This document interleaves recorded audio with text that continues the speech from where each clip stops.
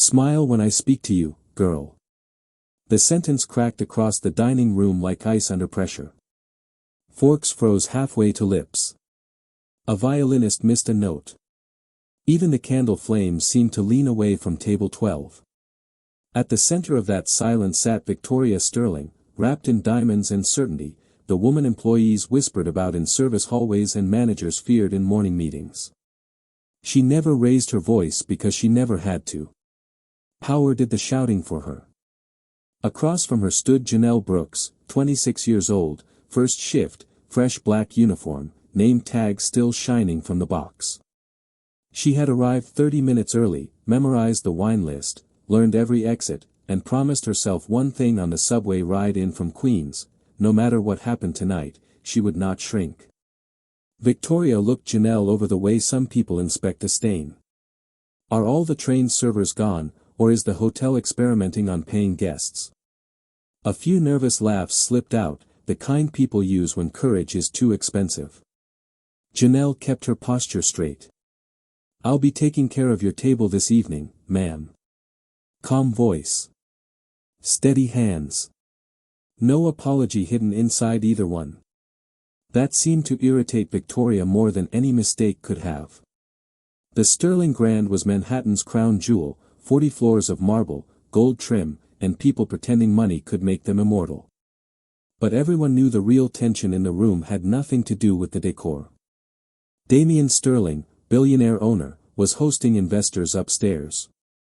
His wife had chosen to dine below, where regular people could witness her importance. And witness it they did.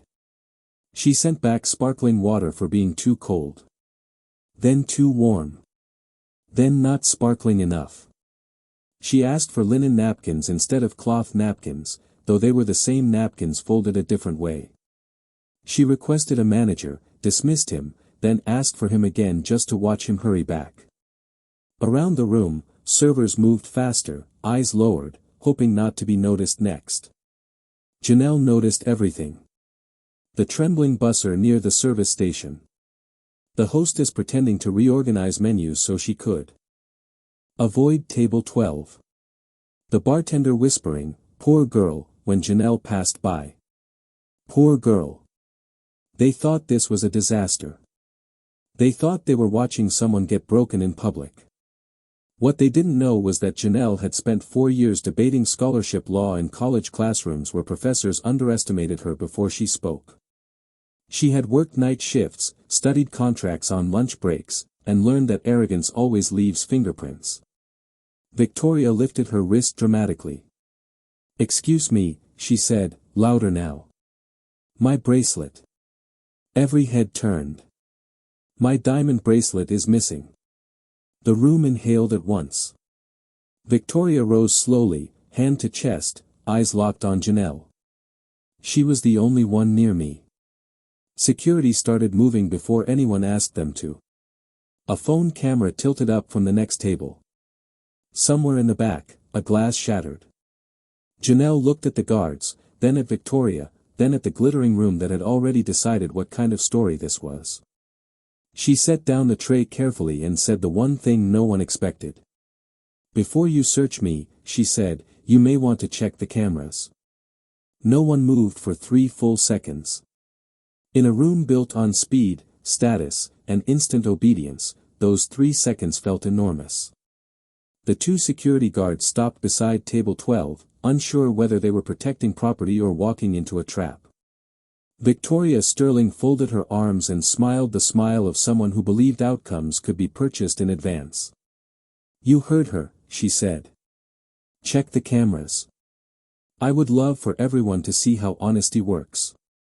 A few guests chuckled, relieved to borrow confidence from the richest woman in the room. Janelle did not react.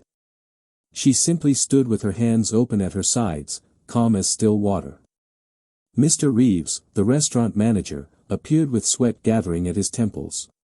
He had handled celebrity tantrums, political donors, and one famous actor who demanded imported ice cubes, but this was different. Victoria could end careers with a phone call. "Miss Brooks," he said quietly, "perhaps it would be easier if we just clear this up now." "Easier?" Janelle knew that word.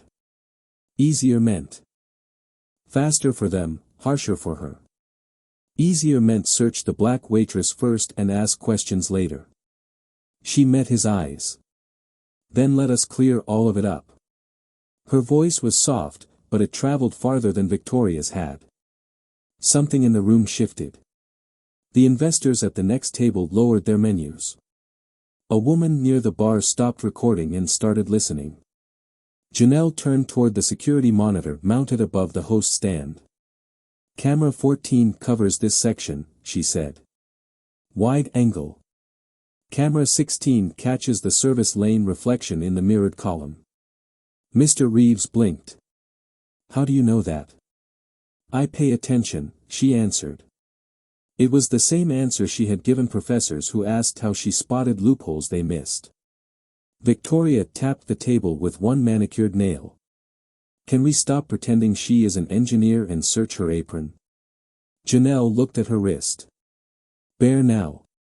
Dramatic now. Too dramatic. Before that, Janelle said, may I ask one question? Victoria laughed. You are in no position to ask anything. Then I will ask the room. Janelle lifted the bracelet from the white tablecloth where Victoria had placed it moments earlier for everyone to admire. Gasps moved through the dining room again. The stones sparkled under the chandeliers, but sparkle was cheap in Manhattan. Precision was not. Janelle rotated the clasp between her fingers. Interesting, she said. The Sterling Foundation auction catalog listed your bracelet last month as custom platinum with a 6-digit laser serial inside the hinge. She held it closer to the candlelight. This one has 5 digits. And the engraving font is retail standard. Mr. Reeves leaned in. One guard did too. Victoria's smile tightened by half an inch. Are you accusing me of wearing imitation jewelry? No, Janelle said. I am saying the missing bracelet and this bracelet are not the same thing. The silence that followed was sharper than any shout. A man near the window whispered, then where is the real one? Janelle set the bracelet down carefully. That depends, she said, eyes never leaving Victoria, on whether Mrs. Sterling lost something tonight, or planned to. For the first time. All evening, Victoria looked not angry, but surprised. And from somewhere behind the private elevator doors, a familiar male voice said, keep going. Every eye in the restaurant turned toward the private elevator.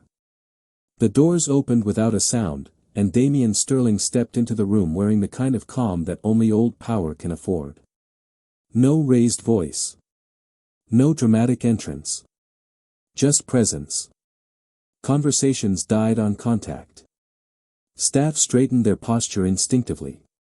Investors at the window table stood before they realized they were doing it.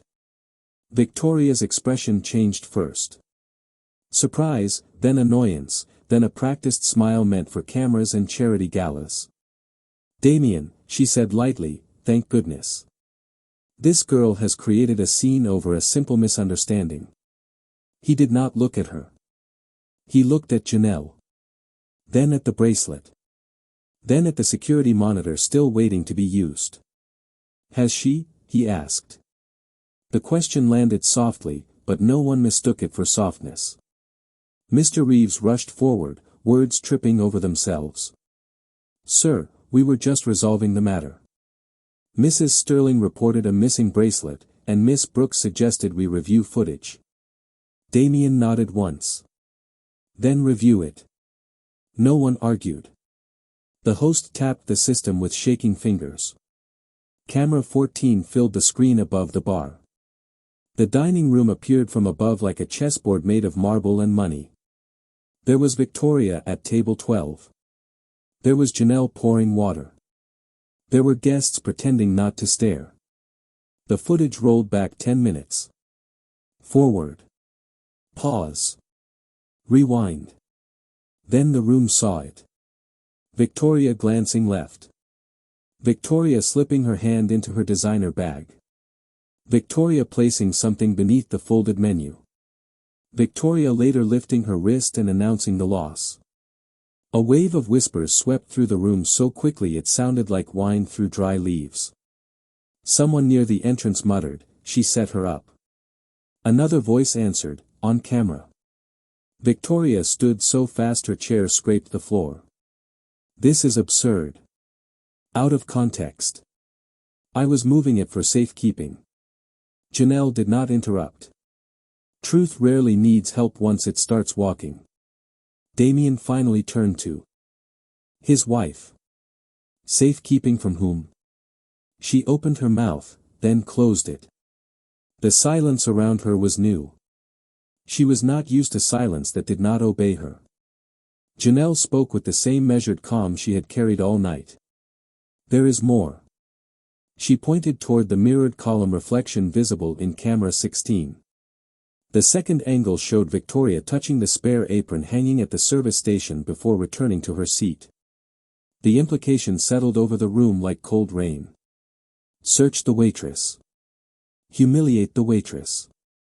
End the waitress on her first shift. Mr. Reeves looked physically smaller than he had 10 minutes earlier. "Miss Brooks," he said, voice thin with regret, "I should have listened." Janelle gave him no triumph, no cruelty, no speech sharpened for revenge. "You should have paused," she said. "That would have been enough." Damien's eyes stayed on the screen a moment longer, as if studying more than footage. Then he faced the room. "My apologies to our guests." He faced Janelle next. "And especially to you." Victoria laughed once, brittle and unbelieving. "You are apologizing to staff?" Damien answered without looking at her. "I am apologizing to the only person in this room who acted with integrity." That sentence hit harder than any public scandal. Investors exchanged glances. Phones disappeared under tables. Even the violinist lowered his bow. Victoria reached for her bag. "We will discuss this upstairs." Damien's reply was immediate. "No. We will discuss why a stranger protected this hotel's standards better than we did." Then he looked at Janelle and asked the question that changed the night again. "Tell me, Miss Brooks, why did you really take this job?" The question hung over the dining room like smoke. Why did you really take this job? It was not the kind of thing billionaires usually asked servers. They asked for more ice, cleaner glasses, impossible reservations. They did not ask for truth. Janelle felt every eye return to her. Minutes ago they had looked at her with suspicion. Now they looked with curiosity, which was only prejudice dressed in better clothing. She placed the bracelet back on the table and straightened her cuff. "Because your hotel was hiring," she said. A few uneasy laughs escaped. Damien did not smile. "Try again." Janelle studied him for a moment. There was no mockery in his face, only attention. Real attention. Rare enough to be dangerous. "Because reputation reveals structure," she said. "And your hotel has one of the strongest reputations in the city." The room went quiet again, but this time it was a listening silence. "People think luxury means flowers in the lobby and imported marble," she continued. "It does not. Luxury is consistency under pressure. It is how people behave when something goes wrong." Mr. Reeves lowered his eyes. Victoria reached for her coat but did not leave. Pride often wants the exit but cannot bear the audience. Damien folded his hands behind his back. "You came here to study management?" "Human systems," Janelle said. "Management is only the visible part." He nodded slowly, as if a private theory had just been confirmed. "And what did you learn tonight?" She could have embarrassed everyone in the room. She could have listed every failure in order. Instead, she chose precision. "I learned that fear moves faster than facts. I learned that titles make people lazy. And I learned that some employees know the right thing to do but believe they need permission first." The words landed across the staff like light through stained glass. Not harsh. Revealing.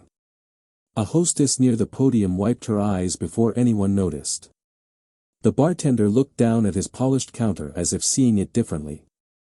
Mr. Reeves inhaled deeply, the way people do when shame and relief arrive together. Damien turned to him. "Did you hear that?" "Yes, sir." "Good. Because tomorrow we change training from service scripts to judgment training. I want staff taught how to think, not just how to bow." The investors near the windows exchanged glances. One of them, a gray-haired woman in a navy suit, stepped closer. "Miss Brooks," she said, "where did you study?" "Brooklyn State. Political science. Night classes after work." "Graduated?" "Top of my class." A murmur rippled through the room. The same people who dismissed her minutes ago were now assembling a version of her they could respect. Degrees. Rankings. Credentials. As if dignity required paperwork. Janelle noticed it and Damien noticed that she noticed it. "You should not need a transcript for them to value you," he said quietly. It was the first truly human thing he had said all night. Victoria let out a brittle laugh. "So now the waitress becomes a philosopher. Is this where everyone applauds?" No one did. That silence was louder than applause could ever be. Damien faced her at last. "No, Victoria. This is where everyone learns who they have been clapping for." The sentence left her standing alone in a room full of people. Then he reached into his jacket and handed Janelle a white card embossed in silver. Not a tip. Not a gesture. Something heavier. Breakfast. 8 o'clock. Executive boardroom. Janelle glanced at the card. "For what?" Damien answered without hesitation. "For the position no one knew we were interviewing for." The room stirred again. Even Victoria looked stunned. Janelle met his gaze. "And if I decline?" A faint smile touched his face for the first time that night. "Then I will know you are exactly who we need." At 7:58 the next morning, Manhattan was still polishing itself awake when Janelle stepped into the executive floor of the Sterling Grand. Downstairs, the lobby smelled of fresh lilies and expensive coffee. Upstairs, it smelled like decisions. Frosted glass walls. Quiet carpets. Doors that opened only for certain people. She wore the same navy blazer she had used for college presentations and the same calm expression she had carried through worse rooms than this one. The receptionist stood the moment she arrived. Not because of who she thought Janelle was, but because Damien Sterling had left strict instructions. "Good morning, Miss Brooks. They are waiting for you." They. The word told her everything. This was not breakfast. It was judgment with pastries. The boardroom doors opened onto 20 feet of skyline and 12 feet of polished walnut. Around the table sat investors, executives, legal counsel, and Mr. Reeves in a fresh tie that looked chosen by regret.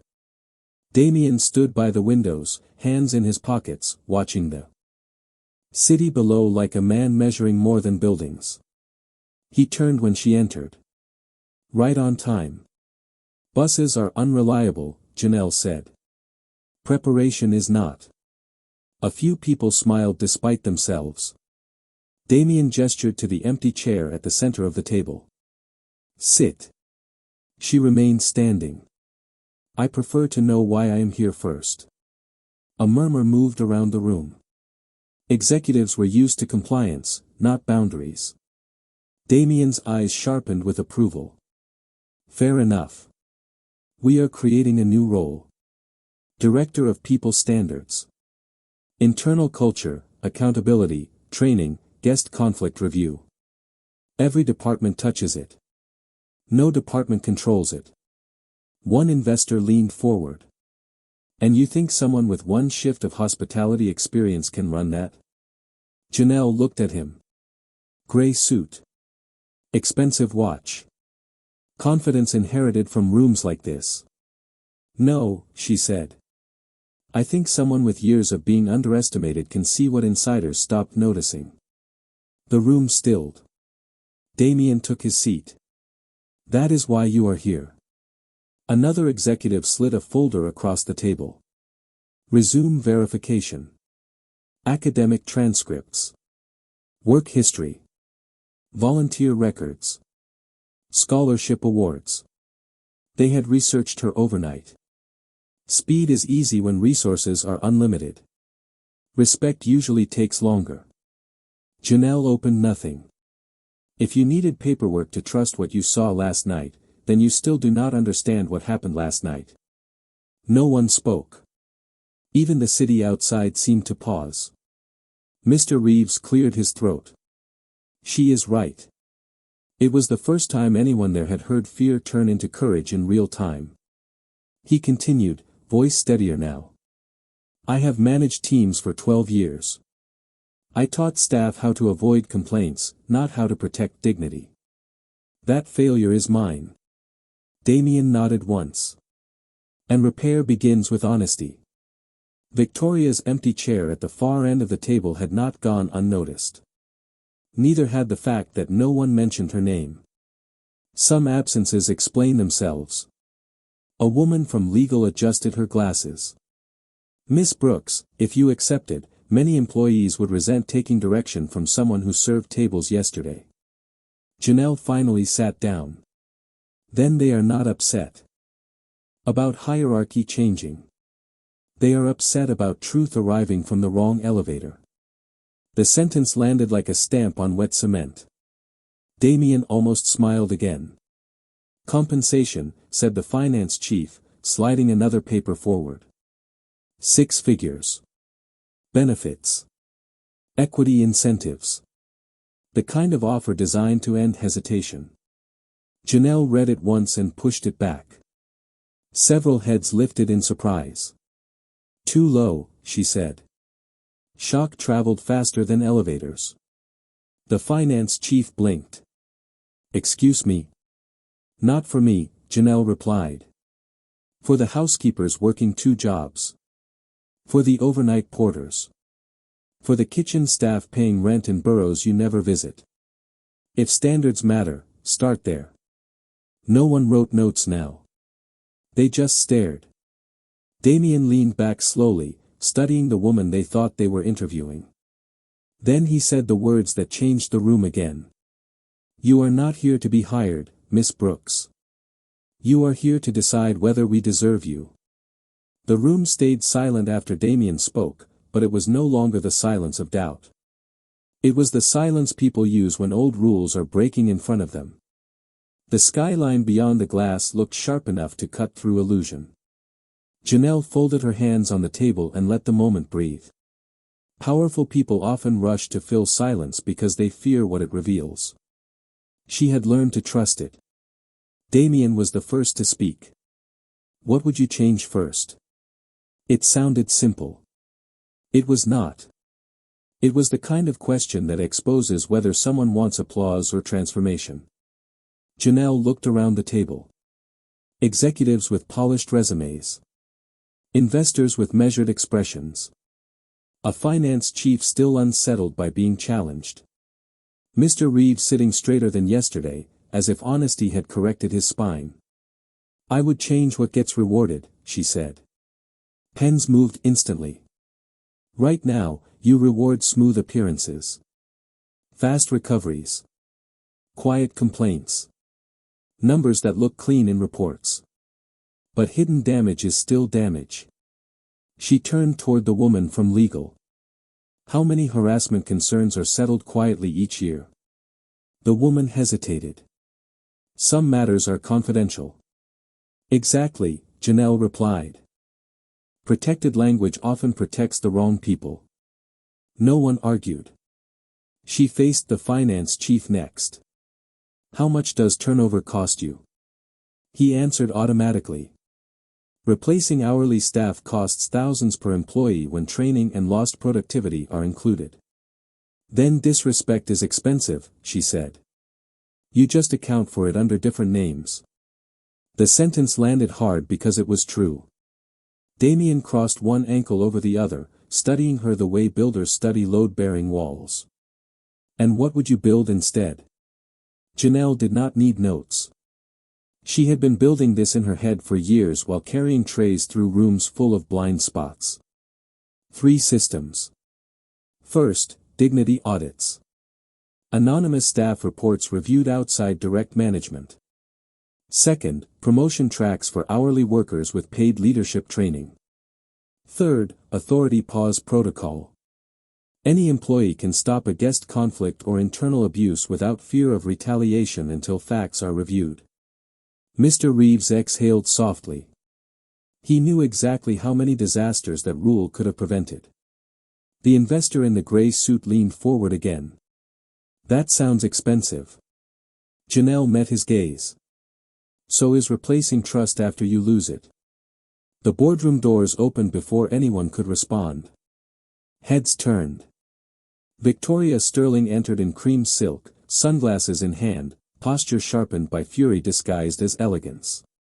She had never looked like someone entering a room. She looked like someone reclaiming one. I leave for 12 hours, she said, and suddenly the help is running strategy meetings. No one laughed. That surprised her more than Janelle ever had. Damien did not rise. This is a private session. In my hotel. Our hotel, he corrected. Small word. Massive fracture. Victoria's eyes moved to Janelle. You really think one lucky moment makes you important? Janelle answered without heat. No. I think your choices made this moment unavoidable.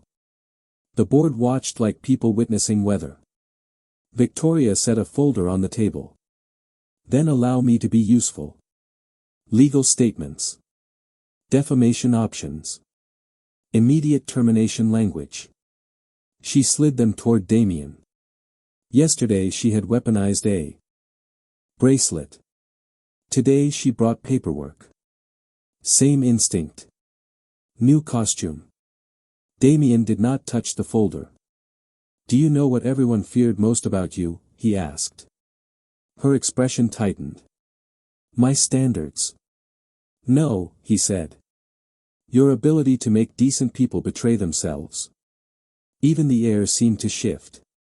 Victoria looked around for allies and found polished wood, closed notebooks, and lowered eyes.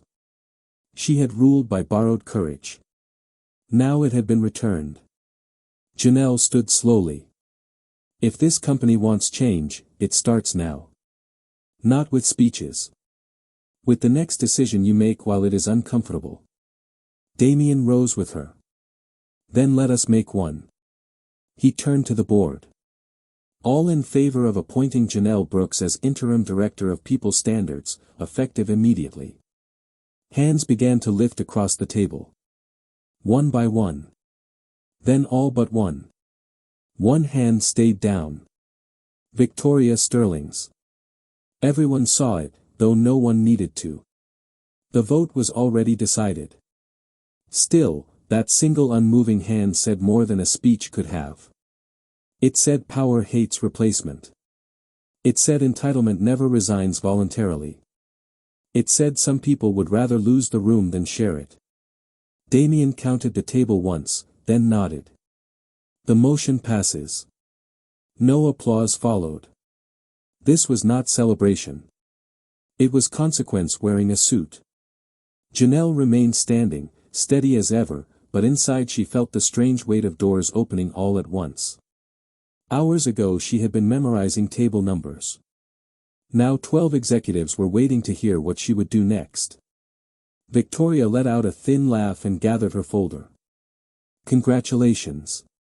You have promoted symbolism. She turned toward the board. Enjoy your headlines. A waitress saves the day. Very modern. The gray-suited investor, the same man who questioned her experience, surprised even himself by speaking first. No, Mrs. Sterling. We promoted competence. Symbolism was what we had before. The sentence cut deeper because it came from one of her own kind. Victoria stared at him as if betrayal were impossible when she was the one being served. She reached for the boardroom door, then stopped. Pride wanted the last word. Pride always does. This will fail in a month, she said without turning back. People do not change. Janelle answered calmly. Systems do. And people often follow. Victoria left without another sound. The door closed softly behind her, but the silence it left was enormous. Damien looked at Janelle. You understand what happens now. Resistance, she said. From some. From many, he corrected. Then we should begin quickly. A faint smile touched his face. Agreed. He handed her a digital tablet already loaded with staffing reports, complaints, retention charts, wage bands, and internal survey data no one had bothered to solve. Numbers. Patterns. Hidden bruises translated into spreadsheets. Your office is across the hall, he said. Janelle glanced at the glass-walled room outside. Corner view. Executive desk. Leather chairs. She handed the tablet back. Give that office to the employee wellness team. Several heads lifted in surprise. Where will you work? Asked legal. Near the service elevators, Janelle replied. Problems travel faster there. Mr. Reeves laughed before catching himself. It was the first genuine laugh the room had heard all morning. Damien did not argue. He simply nodded again, the way men do when they recognize a better idea than their own. By noon, word had spread through every floor of the Sterling Grand. Housekeepers whispered in laundry rooms. Bell staff repeated it near revolving doors. Line cooks paused over lunch prep. The new director used to carry trays. Some said it with disbelief. Some with hope. Some with fear. On the mezzanine level, Janelle held her first meeting not with executives, but with hourly staff. No stage. No podium. Just a circle of folding chairs and people unused to being asked anything honest. She looked at faces tired from double shifts, eyes sharpened by years of being overlooked, hands that kept luxury running while rarely touching it. I am not here to inspire you, she said. I am here to remove what has been in your way. No motivational slogan could have landed harder. A dishwasher raised his hand first. Then a concierge. Then a night porter. Stories poured out. Schedules changed without notice. Managers who humiliated staff. In private. Guests who crossed lines and faced none. Good workers quitting quietly because staying cost too much dignity. Janelle listened without interrupting, writing names, dates, patterns. Not because outrage was enough. Because repair needs memory. Across the hall, Damien watched through the glass wall of the old executive office he no longer wanted. Mr. Reeves stood beside him. Did we really miss all of that? He asked. Damien kept his eyes on the circle of workers surrounding Janelle. No, he said quietly.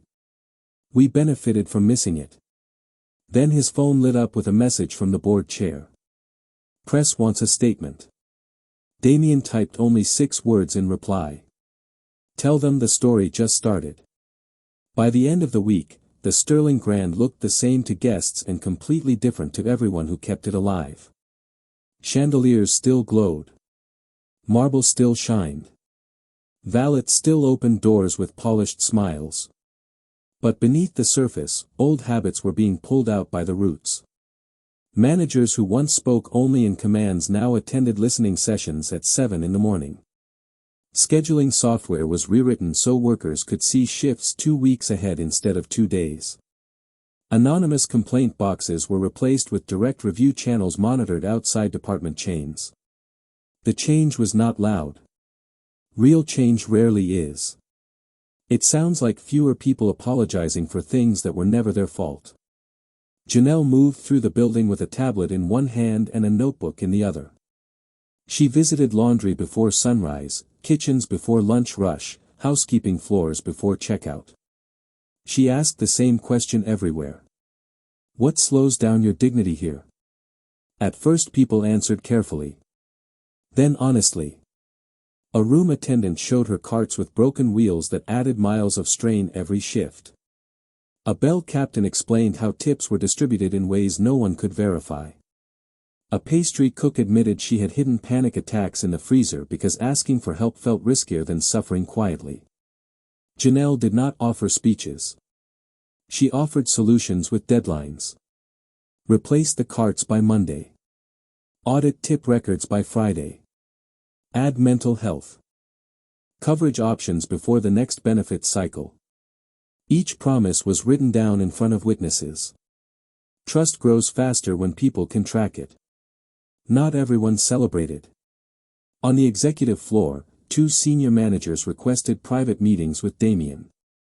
They called the reforms rushed, emotional, unsustainable. What they meant was inconvenient. Damien listened without interrupting, then asked one question each time. Which change specifically hurts performance? Neither had an answer. One resigned by noon. The other discovered sudden enthusiasm for progress. News spread beyond the hotel walls. A local business column ran a headline about workplace reform in luxury hospitality. Then a national outlet picked it up. Then cameras appeared near the revolving doors. Guests who once booked suites for status now asked if this was the hotel in the article. Some came out of curiosity. Many returned because the atmosphere felt different in ways no brochure could describe. Staff smiled less for show and more for real. Even revenue noticed. Occupancy rose. Turnover dropped. Complaints fell. The finance chief, once obsessed with cost, now quoted morale data in meetings like scripture. Late one afternoon, Janelle entered the old boardroom carrying 3 binders of completed policy changes. She found Victoria sitting alone at the far end of the table, no assistants, no dramatic entrance, no audience to animate her edges. Sunlight from the west windows softened nothing. Victoria glanced at the binders. You move quickly. Problems were waiting, Janelle replied. Victoria studied her for a long moment. Do you know what irritates me most? Janelle said nothing. Some questions answer themselves if given room. You did not come here for revenge, Victoria said. That would have made sense to me. Janelle set the binders down. Revenge keeps you tied to the person who hurt you. Repair sets you free. For the first time since that first night, Victoria looked smaller not from humiliation, but from reflection. She glanced toward the city below. I built my life learning that if I was not feared, I would be dismissed. Janelle's voice stayed gentle. And were you ever respected? The question landed harder than accusation could have. Victoria did not answer. She did not need to. Silence can confess what pride never will. Janelle turned to leave. There is a staff town hall in 10 minutes, Victoria said quietly. They would hate to see me there. Janelle paused at the door. Then come before they know what to do with that feeling. In the ballroom downstairs, hundreds of employees filled rows of chairs beneath crystal light.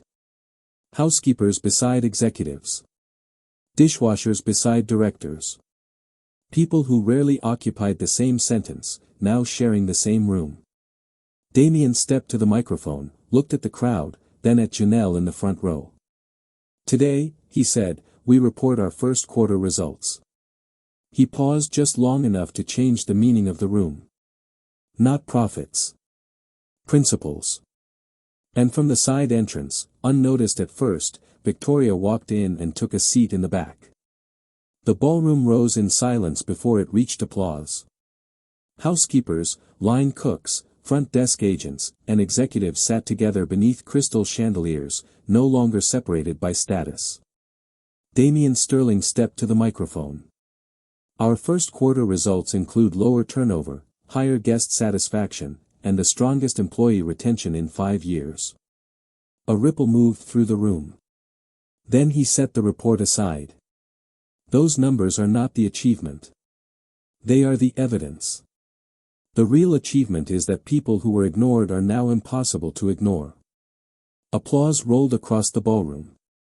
Janelle stood only when those beside her lifted her up. She nodded once and joined Damien on stage. At the microphone, she spoke softly. I thought my first week here would be about surviving. Instead, it became about seeing.